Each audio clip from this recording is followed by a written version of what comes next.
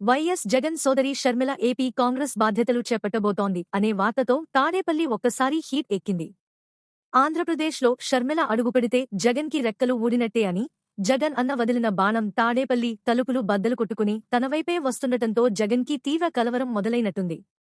Sharmila AP రాజకీయాలలోకి రాకుండా YCP senior నేత, బాబాయ్ అయిన వైవి సుబ్బారెడ్డిని రంగంలోకి దించినట్టు సమాచారం.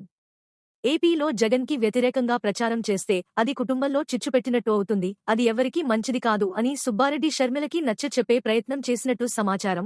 కానీ షర్మిల గారు, ఇన్నాళ్లు మేము రోడ్డున పడితే ఎవరు పట్టించుకున్నారు, నాకు అన్యాయం జరిగింది అని నెత్తి నోరు కొట్టుకున్న ఆ రోజు మీరు ఈ రాయబారం ఎందుకు చేయలేదు, అప్పుడు నా ముఖం కూడా చూడలేదు, ఇప్పుడు ఏపీకి వస్తా అని అనగానే రాయబారానికి వచ్చారా, అప్పుడు ఏనాడైనా నా తరపున నువ్వు మాట్లాడావా, మేము ఎంతో మానసిక క్షోభ అనుభవించాం, నా ఆలోచనలు నాకున్నాయి, నామానాన నన్ను బ్రతుకనివ్వండి అంటూ షర్మిల ఘాటుగా సమాధానం ఇచ్చినట్టు తెలుస్తుంది.